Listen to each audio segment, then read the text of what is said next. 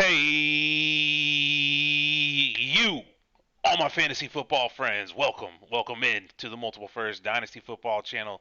Thank you so much for tuning in with us today, guys. We really appreciate having you. Me, Greg, Stoshx, the Philosiraptor, we're here to bring you a great show. We got our starts and not our starts and sits, but our starts of the week for week 13 of the fantasy football season here for you. We got our buy highs, we got our sell lows.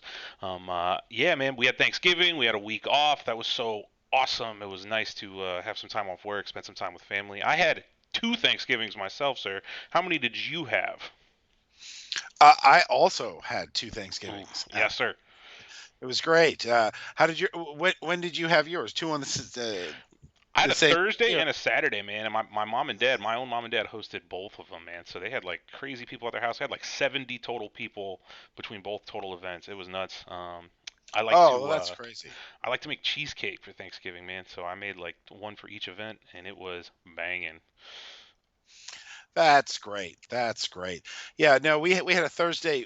We usually go to my parents' house. They live in town, and my wife cooks a big Thanksgiving dinner, and I chip in a dish or two. Hmm. But this year, my parents wanted to take us out to dinner, and so they did that. We actually went to a fancy restaurant for Thanksgiving for like a Thanksgiving prefix meal. That was fantastic. Yeah. Uh, and then we cooked like a really scaled down version of Thanksgiving at home on Sunday for Football Sunday. So we had a great holiday as well. It was nice. Football on Thanksgiving was pretty sweet though. It was good. It was sweet watching a Deron Bland break that interception touchdown record on the day. Like my whole family was full. We all watched it and we were talking about it. It was sweet. But yeah, man, let's get into it. We got buy high, we got sell low, always and forever here on the channel. So we like to buy them as they ascend, sell them as they descend. I'm gonna start us off here with my buy high. Is one of your guys you really turned me on to, honestly, and that's Mr. Jayden Reed, second round pick for the Green Bay Packers. Jayden Reed's been just really good the last few weeks. He entered November as the wide receiver 50 on Keep Trade Cut, and right now he's the wide receiver 29. I'm still buying him at wide receiver 29 price. Yeah, so since their week 6 bye happened, he's the wide receiver 11 in fantasy. Yeah, he's got a 13.9 on the yards per catch on the season, 13.9 yards every time he brings it in on his 36 receptions. We'd love to see that. 5 total touchdowns. I heard on the broadcast he has a high football IQ. I don't know how you see that so much, but they said it, so that's cool. I'm buying Jayden Reed. Yeah, I really like Jaden Reed. He is Hmm. a good player. Uh, the second round wide receivers, like Jaden Reed has really come around as one of them. Several of them are, wanting to jump up and join some of those top end rookies, and I like the idea of buying him high. I've pulled him off of some taxi squads and made some hard cuts to do so recently to get him into my lineups. So like that is my endorsement of getting Jaden Reed onto your rosters. Like he's been my reinforcements instead of trading draft capital in a couple of spots. Yeah, man, we're pretty interested in him around here. Who are you buying right now, my friend? So the player I have acquired a couple of times since last we spoke is Devin Singletary. Devin Singletary is currently at running back 38 in dynasty value, up from running back 55 on November the 9th in the Keep Trade Cut rankings. The past 3 weeks, he has a running back 3, running back 5, and running back 20 finish. And, he's a guy you can add right now for a pair of thirds kinds of prices. Or like a second for Singletary and a third kind of price or something like that, right? Or uh, so really nothing too onerous, right? And I think he's got a very good chance to be a high-end running back for you for the rest of the season. It looks to me like he has really pushed Dameon Pierce out. They had the same amount of carries last week, uh, but the team had very few total carries, and you see him at 80% snap share. It looks to me like he's the guy who has earned the trust of the quarterback and the coaching staff. And, Dameon Pierce was the last regime's guy. This is their free agent. To me, He's is somebody vaporized Pierce on the depth chart. I mean, he's just completely obliterated him. Singletary's been awesome. Everything that CJ Stroud has done with Singletary, I was really hoping he'd do with Pierce. But Singletary's a great buy right now. I like that a lot. And I think there's a very good chance he's at least an injury away guy, a premium injury away asset at the beginning of next year. Mm-hmm. And he barely costs that now.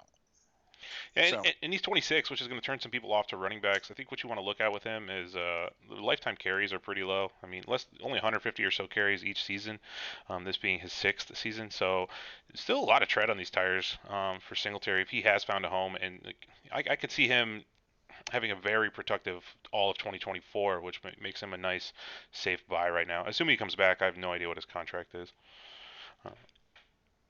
Yeah, there you go.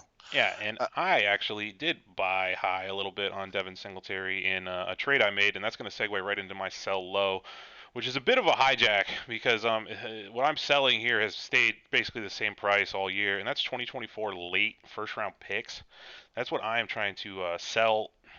This is a real introspective approach because I've made several trades of trading away first-round picks on my competitive teams, and I just wanted to talk about that with you guys. So when I trade away a first for a player, the first thing I look for is, am I not with the player, but your team needs to be competing for like a first seed or at least for sure a bye. You need to be locked into the playoffs if you're going to do something like this. You are effectively drafting a player with the selection right now, immediately. That's what you're doing. So you need to get someone who you feel pretty good about having some years left on them, or at least their outlook for next season seems good to you right now. And this is most effective when you're just one of these rosters that's loaded top to bottom and you suffer an injury, and now all of a sudden you just have this one glaring hole amongst 9 out of 10 or 11 out of 12 elite fantasy options. So I lost Mark Andrews in this 2 tight end league where I am number 2 overall. I've won this league 2 seasons ago. Not only is this a 2 tight end start league, it's a start 12 overall, and tight ends get double points. It's 2-point tight end premium. So I lost Andrews. I was streaming the tight end 2 slot, and I send my late first round pick, like very late, and I send it away for Ferguson, Singletary, and I get the other manager's 24 fourth. He's going to miss the playoffs. So I get some throw-ins with it. I get 2 productive players instead of 1. I fill my void in what is otherwise a very elite roster. This is something, this might look like a little bit of a sell low on the pick or so, and that is what this is, selling low on the pick. That's a segment, right? But you fill your hole, and you add the pieces here. There's another trade I want to show you as well, where I did this. This Dynasty for Life league right here. This is also a 2 tight end league. I love playing in them. Again, 17-7 right here. I'm competing for the 1 spot. This was a little bit longer ago, but I trade away my first round pick here for DJ Moore. I trade my first and second away, and I get DJ Moore and Kareem Hunt. This is earlier in November, but this is a 5 wide receiver start league. 5, and I have some good ones that have got me where I am, but something like this with this many, you have to just constantly be adding them. So that felt like a great move for me, and yeah, man, that's what I'm looking to do to sell picks right now. Right now, currently, I have the lowest total volume of draft picks entering an offseason as I have in my whole 5 years of playing Dynasty. Wow. Yeah. So, I mean, I think that's a good value on DJ Moore there. Mm-hmm. I do not love the Ferguson trade. Yeah. I think that's too low.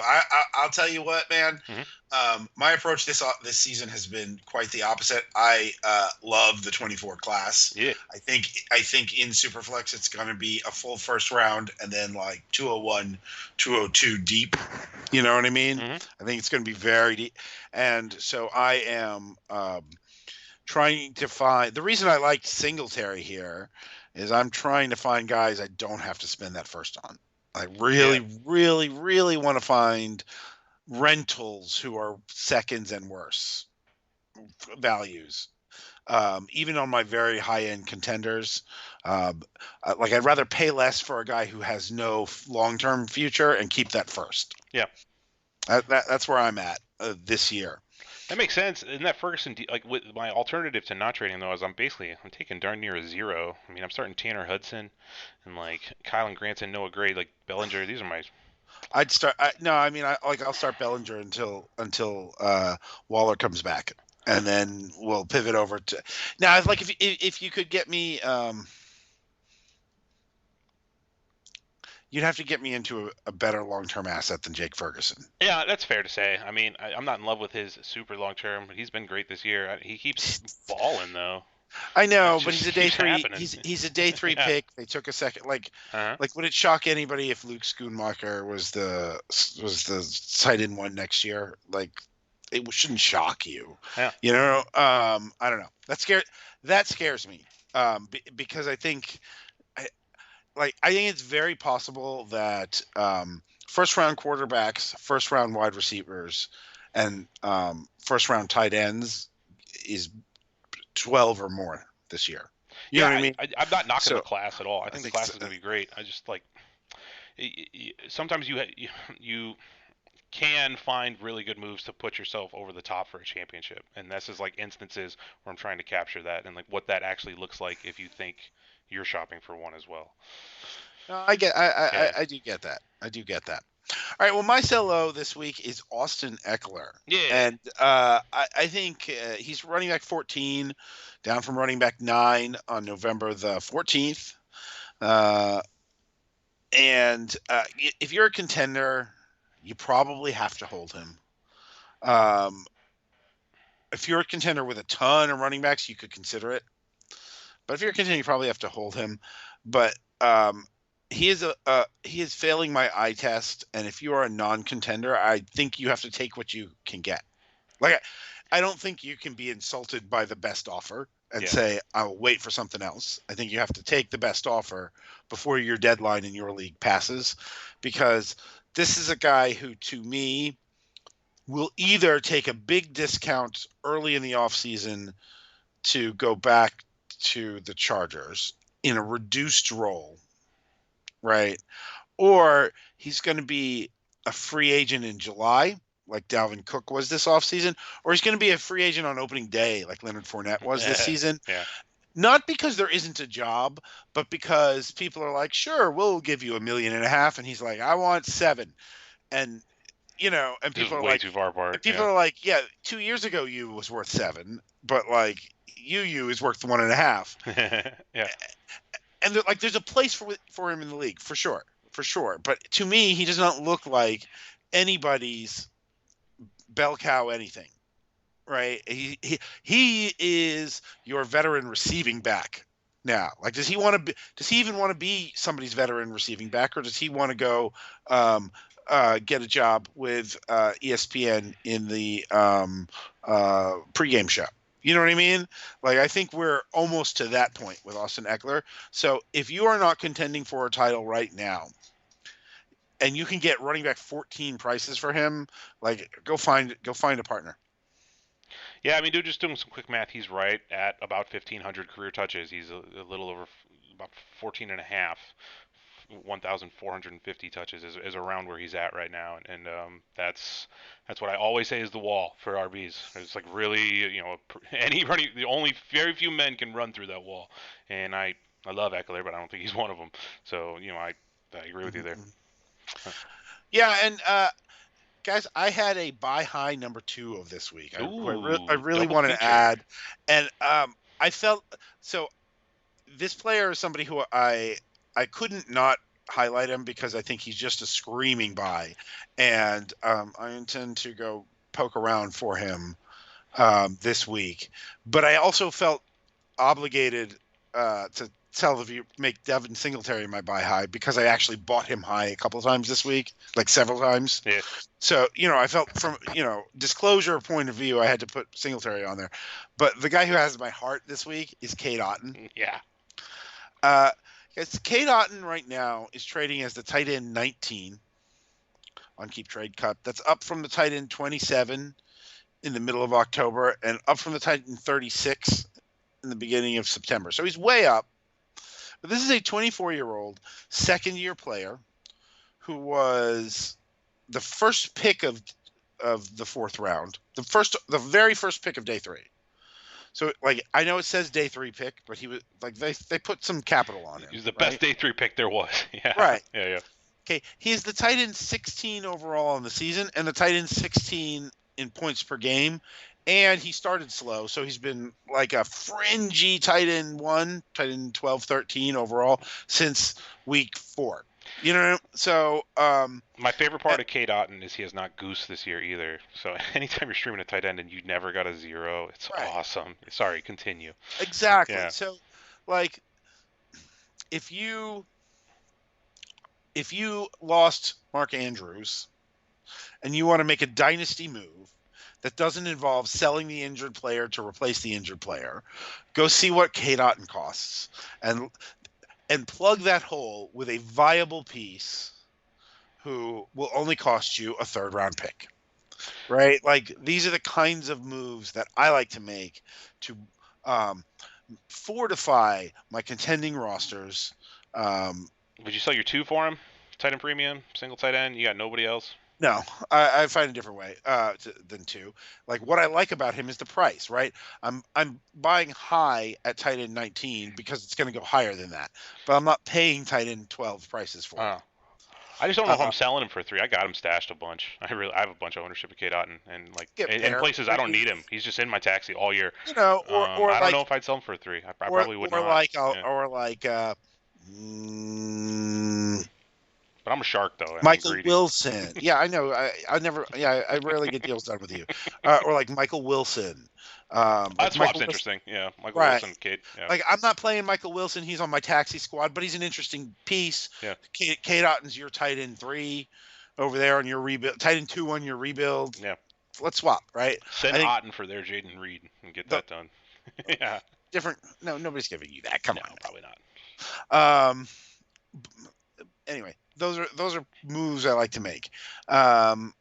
So yeah, and if I were a rebuilder, I'd be interested in adding him in like a strong tight end premium or a 2 tight end league. Yeah, he's great. I kind of want him to finish a little weaker at the end of the year because I want to get him cheaper entering next season because he's very interesting. I like Cade Otton a lot. He becomes super more interesting if Baker enters the season as their starter because Baker likes to utilize his tight ends. Otton's a great standalone player, but Baker's definitely keeping him involved. I wouldn't go with great. Not great. Excuse me. Let's pump the brakes here. He's a pretty good tight end for now. But yeah. Listen, he's an intriguing young player.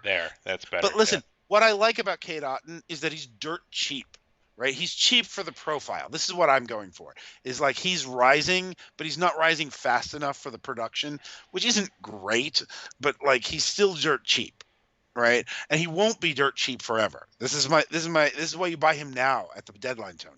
He's been the tight end 11 since week 7. It's right. Pretty good. Right. Hmm? So like. Exactly. But, like, people don't feel like that. No, I don't. Like I said, I still have a lot of taxis. All right. Let's get into some starts, though, man. Let's do it. All right. Starts of the week, baby. Here we go. All right. We got all the positions coming at you. We're talking about, like, start 12, start 10 type lineups, tight end premium, PPR, Superflex leagues, all of them, Dynasty across the board. Let's go. I am going to go first here. I'm starting. My start of the week at the quarterback position is there's 6 buys this week, guys. So we got 26 quarterbacks available. You're pretty much playing whatever 2 quarterbacks you have at your disposal. But the dude I like a whole lot is the guy Greg picked. But I'm going to give you the one who was left over, which is Gardner Minshew.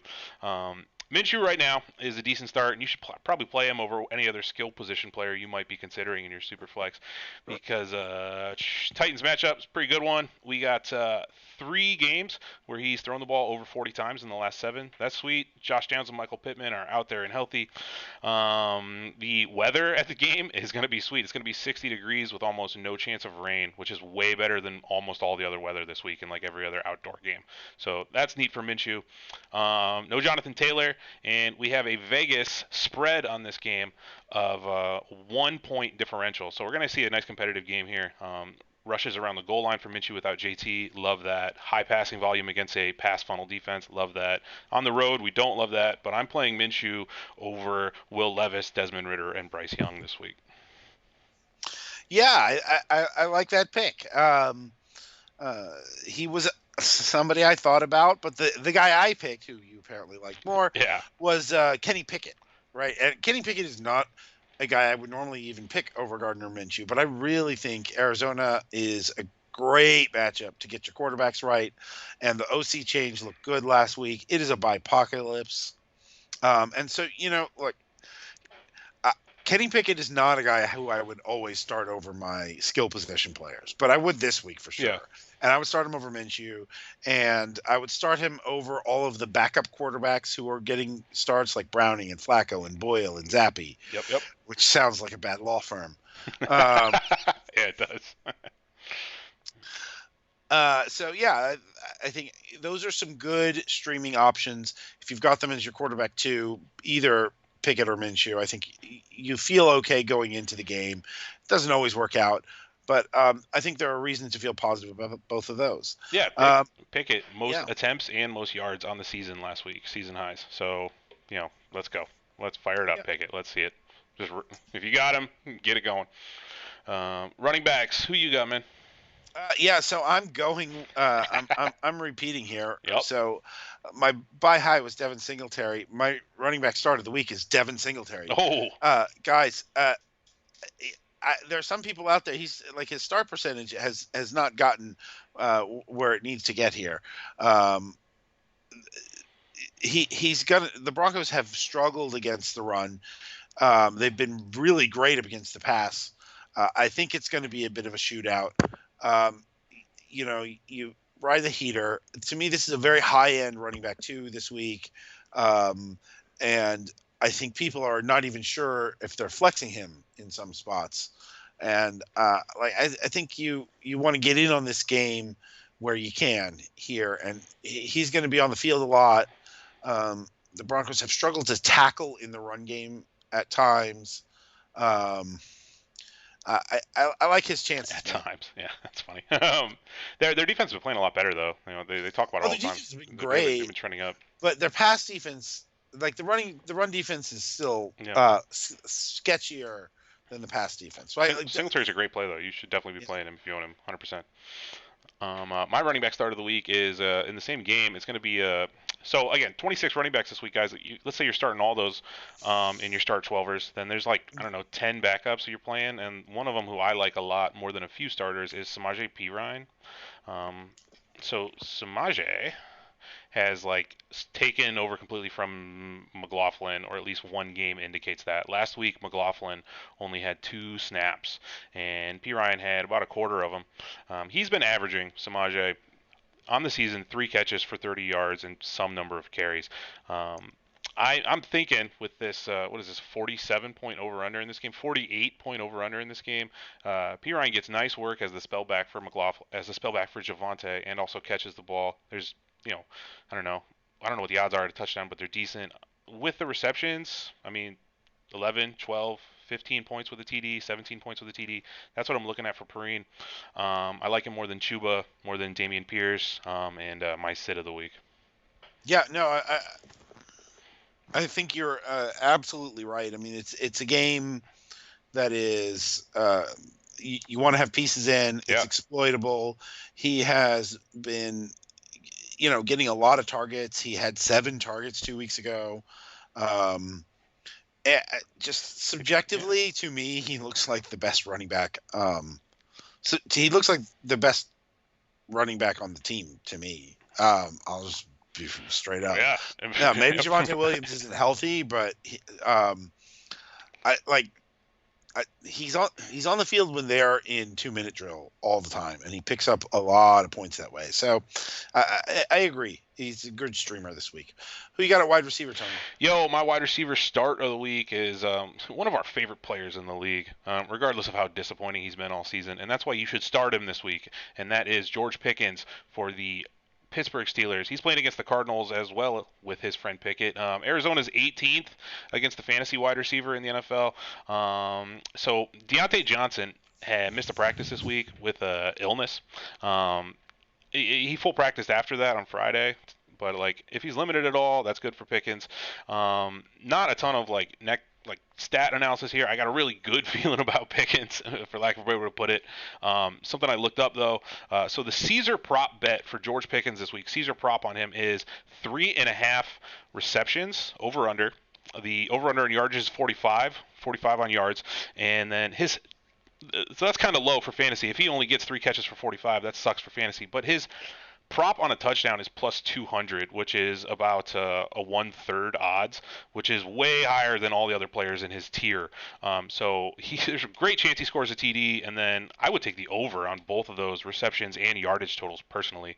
I like George Pickens this week a lot. I'm getting him out there as a wide receiver 3. Yep, there you go. Yeah, absolutely. I think he is a totally viable play for your wide receiver 3. My name this week at the wide receiver position is going to be Amari Cooper. Mm-hmm. And I feel like Amari Cooper is a pretty big name. But I also think, and you speak to this, man, you're a Browns fan, but I think the Browns offense is enough of a disaster right now that people are struggling with this Amari Cooper stuff. He's the best player on their offense, and he has been since Chubb went down. Like the whole offense. Sorry, but yeah, it's clear he's talented. But sorry, go on. I don't mean to break you up. Oh no, you're good. Yeah. But yeah, like as I'm sure everybody knows right now, at home, like Joe Flacco is going to be starting at quarterback for them. It appears, right? He's gone past PJ Walker, and the rookie. Dorian Thompson-Robinson. Yeah, Thompson-Robinson. Yeah. He's been ruled out for the week, right? So there we are, Joe Flacco. And what Joe Flacco is going to do is he's going to get the ball out quickly, and he's going to hyper-target his wide receiver 1. Oh, yeah. Because that's what the old man does, right? And it's going to be it's going to be a very low ADOT to Cooper, and he's going to get a lot, but he's going to be the first to read a ton, and Flacco's going to put the ball where nobody but Amari can catch it, that kind of thing. And it's not going to be like a great offensive game. It's Joe Flacco. It's busted old retread Joe Flacco. Yeah. Right. Old Joe. It's a year older Joe from him last year. But remember he was out there throwing the ball 50 times a game? I think he's going to throw the ball a lot. I actually think you may see him. You may see one of these like lots of very short throws offenses, because that's what you can do with him right now. Mm-hmm. And I don't be afraid to start Amari Cooper. That even though it's a low over under in your PPRs. Now, listen, in your non PPRs, I'm a little more scared. I actually have him in a non PPR league, and I ain't putting him in there. That's a 10-team league, and I have 3 Tank Dell or better guys. So, but I think in the leagues we're looking at, for sure, you're playing Cooper is start 10, start 12. Absolutely, get him out there. And I've sat him definitely a few times. I had him as my sit of the week a couple weeks ago. So yeah, he's someone who might be a fringe player for you, but he's a pretty smash play. Yeah, he could see 12 targets in this game, 14 targets. Njoku's going to get a little bit of that juice as well. I like him as a soft, good starter. But absolutely. Tight ends. Who's your tight end, man? All right, so there is no Michael Thomas, no Rashid Shaheed, and Chris Olave is up in the air. You put Jawan Johnson out there. Mm-hmm. Jawan Johnson is going to get targets, or at least there is every good reason to think Jawan Johnson is going to get a pretty high number of targets for a tight end this week. And he's a guy who has put the ball in the end zone in his career. So I think I'm pretty in on him in all formats.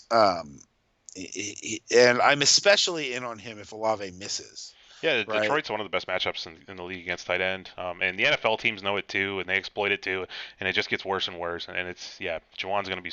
Taysom could have a big game too, and Jawan still. Yeah, they both could have great games. I mean, you can put them both out in your 2 tight end league and have a good game. I would be willing to do that if I owned them. Unless I had one of the big boys, but yeah, that would be fine to do that. Yeah, my tight end start of the week is Cade Otton, man. We already talked about him once, but Yep. Cade Otton's been great.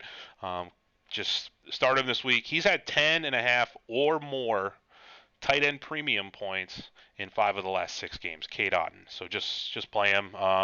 Looks like Godwin's going to sit. Yep, a really good player. Man, you and I are on the same page. I didn't see that I didn't see that you had that in there when I put that in, or I assume vice versa. All right. Yeah. So who are you sitting this week? Yo, my sit of the week, the guy who we don't like anymore this week is A.J. Dillon for the Green Bay Packers.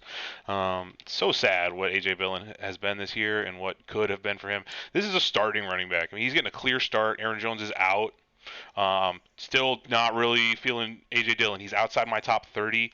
A.J. Dillon has had this lead dog role for the last 2 weeks, and A.J. Dillon is the RB 31 over the last 2 weeks. He's been awful. What I really don't like about A.J. Dillon is the fact that if you look at his stats and you look at him game by game, as his touches go up, his yard per carry goes down. The only time his yard per carry is above like 3.5 or 4 is in these single-digit touch games. I mean, it is just he's got a 3.4 YPC on the season. I got a league where I'm playing Rashee Rice over AJ Dillon in my last flex, and easy, no brainer there.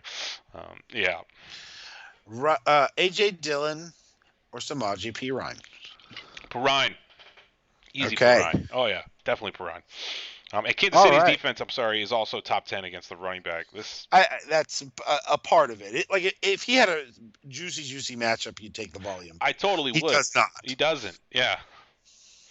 Yeah, I completely agree with you there. All right, very good. Who you sitting? All right, let's finish this off. Hey, my last start of the week at tight end was Juwan Johnson because all the wide receivers are injured. My sit of the week is Derek Carr because all the wide receivers are injured. So look. Obviously, you're not playing him in any kind of one quarterback, but he's a guy who I would love to not have to play him in my Superflex. Week. I would consider streaming. If Olave is out, I would consider streaming a lot of things other than him into my Superflex, right? Like what position players? Would I consider? Would you play Christian Watson over Derek Carr in your Superflex? I'm pretty sour on Christian Watson, but let's think about this. Like I would definitely play. You gotta think lower. I would consider playing Browning over him. How about that? Mm-hmm. I would consider playing Jake Browning over Derek Carr if Olave misses. Yeah. Right, Browning with Jamar Chase. That's an example of an option you might actually have if you went and got him. I would definitely consider that, and I would also look at my running backs and wide receivers. Now, with 6 teams on buys, that might also be worse for you, and you may end up without a choice. Like 6 teams on buys, people have to run out of options. But man, would I consider Bailey Zappi even? Like I'm real. I feel probably not. Carr's in the dome. I mean, I'll give him a little bit of that, and he's got, I don't know, Taysom, Kamara. That's not. Juwan. It's not a lot. But that's not going to do it. That's not like that. So he's got more than happy. I'd rather find something else I can do. Yeah. I'd rather get away from. I totally agree with you. Certainly play Minshew and I would certainly play Kenny Pickett over him. Oh yeah. Right, and Gardner Minshew. Levis? Playing Levis over Carr? Yeah, I'm playing Will Levis. I'm playing, right. Like, I'm trying to get out of Derek Carr. Yep. This week. I like Derek Carr. I think he's a perfectly good quarterback. Not this week. Not with all those guys out. Anything else on your mind, league-wide here, man? Anything else you want to talk about, bring to our viewers? Oh, gosh, man. It is the end of the season, right? Like we've got these trade deadlines coming up, and I think trade deadlines make trades, and I think you guys have to be active out there. Whether you're looking to move, make big moves for and against, like Tony's moving firsts on his contenders, or we're trying to get firsts on our rebuilders, or whether you're looking to just move that 3rd round pick for a piece of spackle to patch up in your boat. Mm-hmm. Right. Or like, man, my wide receivers and my quarterbacks, they're all so good, but like that zero RB has not all the way come together at all, right? Like you got to go spackle that up and find something. You got to go get a Perrine or a Singletary. You You go got settle in. to Yeah. but you've got to aggressively make those moves now, guys. It's like it is the time for that. Because playoffs are here in 2 weeks. It's one of the most fun times of the year. What about you, Tony? You got anything else on your mind? No, man, it's the best time of the year, man. Just shoot out offers, think about it, talk about it, be nice to each other out there. Yeah, let's yeah, man. Just thanks for tuning in. Appreciate you. Like, subscribe, comment. Take care, y'all. Very good, y'all.